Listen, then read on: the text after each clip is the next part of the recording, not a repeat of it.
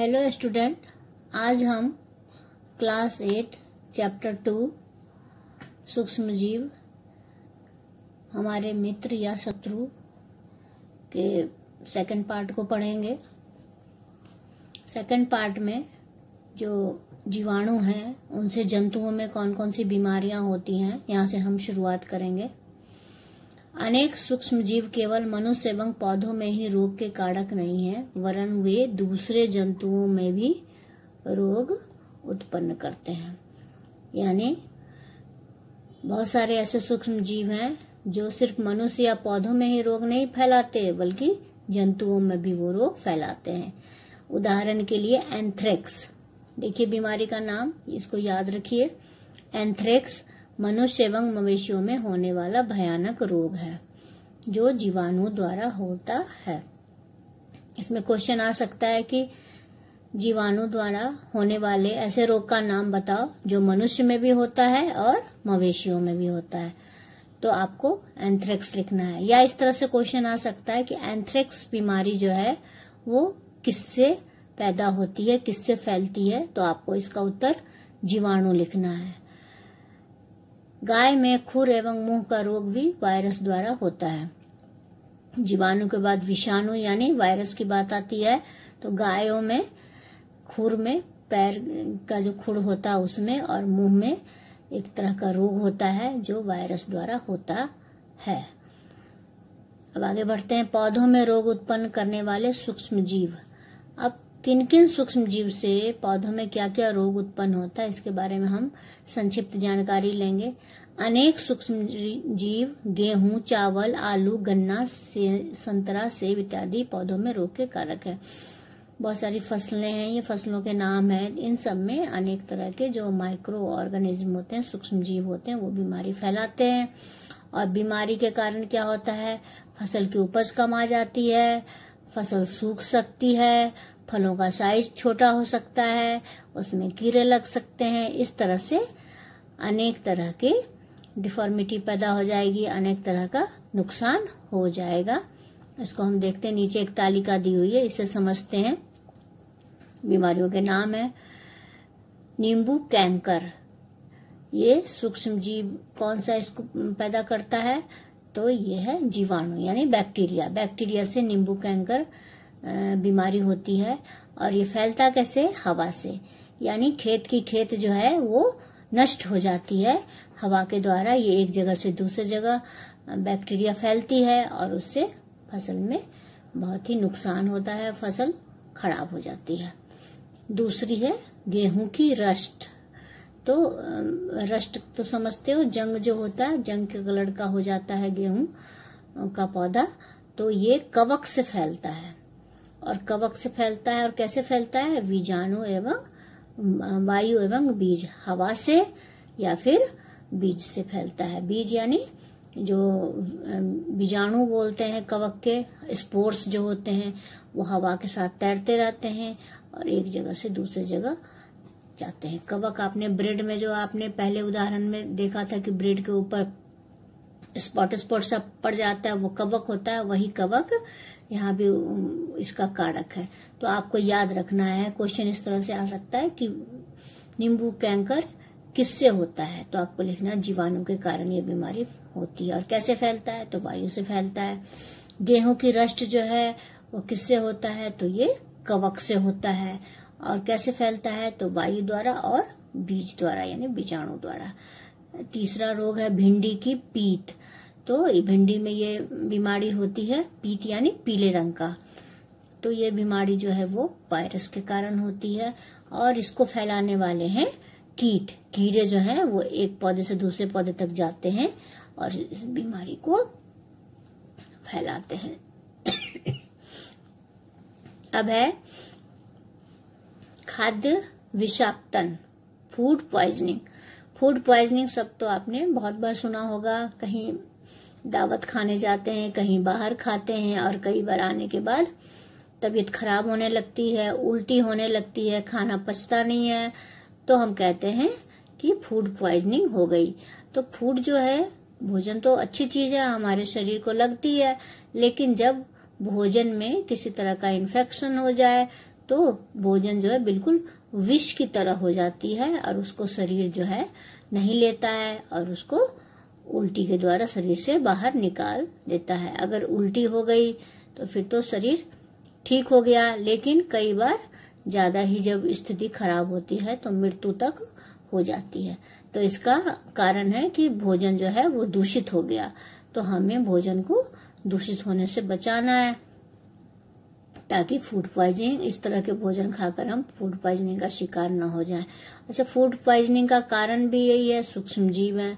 ये कुछ सूक्ष्म जीव जो है वो भोजन में किसी भी तरह से ये पहुंच जाते हैं और भोजन को विषैला बना देते हैं।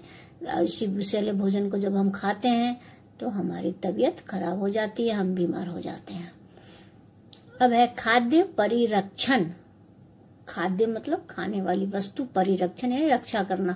खाने वाली वस्तु को किस तरह से हम बचा कर रख सकते हैं, उसको खराब होने से बचाते हैं, ये सारा खाद्य परिरक्षण में आता है।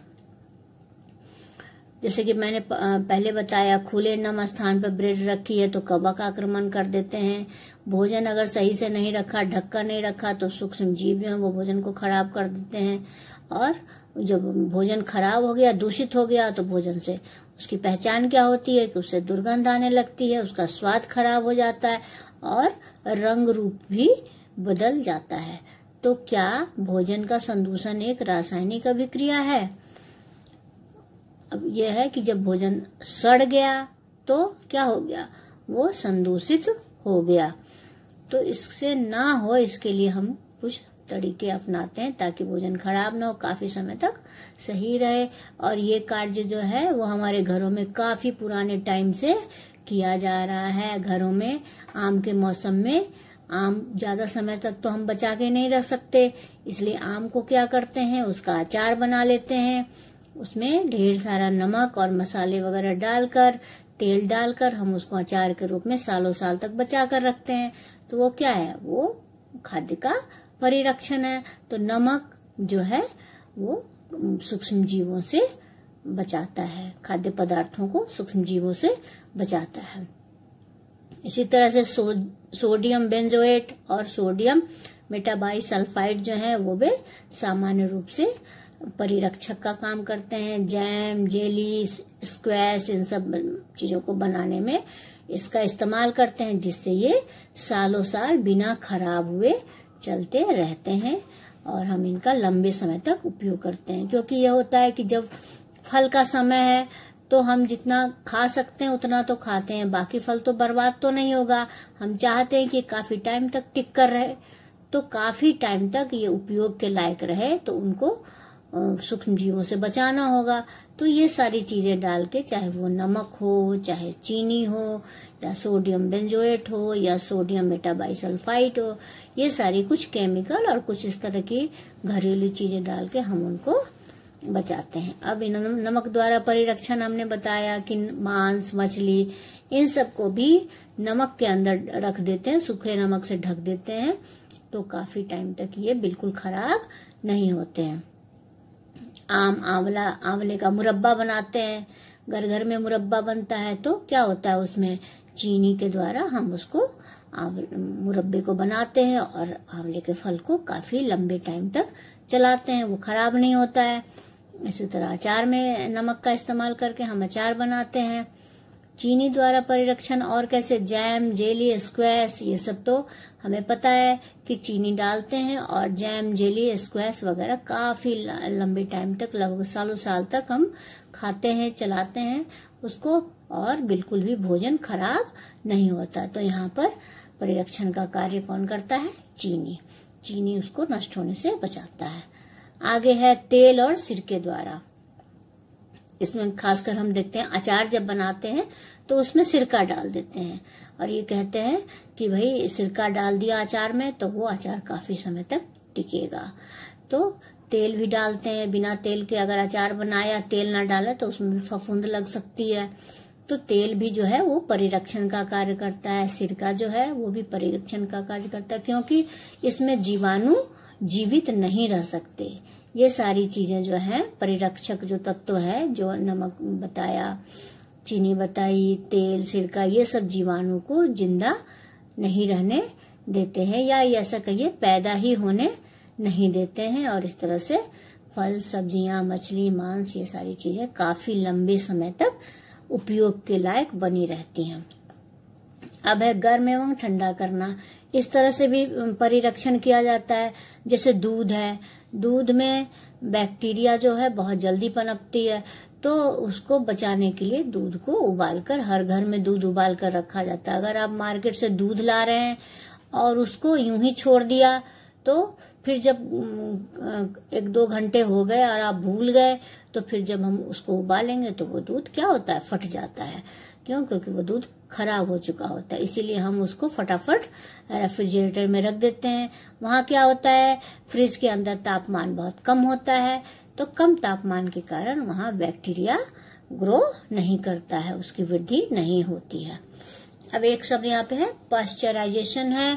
ये बहुत ही इम्पोर्टेंट, पाश्चराइजेशन टर्म बहुत इम्पोर्टेंट है। थैलियों में आने वाला दूध संदूषित क्यों नहीं होता? क्योंकि ये पाश्चराइज होता है।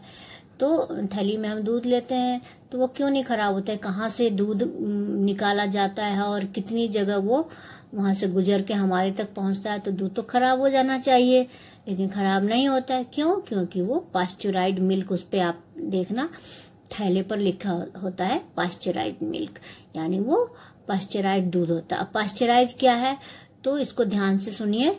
पाश्चराइज दूध जो है उसमें क्या होता है, सूक्ष्म जीव नहीं लगते। क्यों? क्योंकि उसको 70 डिग्री सेंटीग्रेड पर 15 से 30 सेकेंड तक, मात्र 15 से 30 सेकेंड तक गर्म करते हैं, और गर्म करने के बाद एकाएक फिर ठंडा करके उसको भंडारित कर लेते हैं, उसको कलेक्ट करके जमा करके रख लेते हैं। तो ऐसा करने से क्या होता है, सूक्ष्म जीव जो है उनकी ग्रोथ रुक जाती है। इसी क्रिया को पाश्चराइजेशन कहते हैं। बहुत ही इंपॉर्टेंट है, इसको अच्छे से याद कर लीजिए। तो इसकी खोज सबसे पहले लुई पाश्चर नामक वैज्ञानिक ने की थी। उनके नाम, पाश्चर के नाम पर ही पाश्चराइजेशन इसका नाम रखा गया, वैज्ञानिक के नाम पर, लुई पाश्चर के नाम पर। अब है भंडारण एवं पैकिंग। मेवे, सब्जी जो भी है वायुरोधी सील किए जाते हैं, मतलब उसमें हवा जो है वो वायुरोधी निकाल ली जाती है और निकाल कर सील किया, जिससे सूक्ष्म जीव जो है वो पनप नहीं पाता है पैकेटों में। अब है नाइट्रोजन स्थिरीकरण, नाइट्रोजन फिक्सेशन। इससे पहले वाले चैप्टर में अपने जहाँ मैन्योर, खाद और उर्वरक, इन सब के बारे में पढ़ा था, फसलों के बारे में पढ़ा था, तो राइजोबियम का जिक्र हुआ था कि जो लेग्यूम वाले प्लांट होते हैं, दलहन वाले यानी दाल वाले, जैसे मटर है, चना है, मूंग है, इन सब के जड़ों में जो है राइजोबियम बैक्टीरिया होती है। जो बैक्टीरिया जो है वो पौधे में रहती है और वातावरण के नाइट्रोजन को यूजेबल फॉर्म में बदलती है। अब ये होता है कि कभी कभी तो तड़ित द्वारा, यानी बिजली चमकती है, उससे नाइट्रोजन का फिक्सेशन होता है, और बहुत सारी नाइट्रोजन वायुमंडल में होती है। अब क्या होता है, जैसे कि मैंने बताया, राइजोबियम बैक्टीरिया नाइट्रोजन को यूजेबल फॉर्म में बदलता है और पौधा उसका उपयोग कर लेता है। और पौधा जो है उपयोग करने के बाद, इसको थोड़ा सा हम देखिए, ये चित्र लेग्यूम पौधे की जड़ ग्रंथियां हैं, तो जड़ ग्रंथियों को जो है वो इसमें आपको थोड़ा सा जड़ों में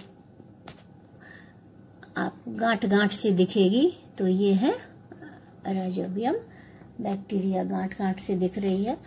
तो अब ये कैसे कार्य करती हैं, नाइट्रोजन का चक्र कैसे चलता है, कैसे कार्य करती हैं, ये तो मैंने बता दिया कि वातावरण के नाइट्रोजन को ये उपयोग में, पौधे चूंकि वातावरण से डायरेक्ट नहीं ले सकते नाइट्रोजन को, तो ये बैक्टीरिया जो है उनको यूजेबल फॉर्म में लाती हैं, उपयोग में जिस तरह से पौधे ला सकें उस फॉर्म में लाती हैं, फिर जल की सहायता से पौधे उसको ग्रहण कर लेते हैं।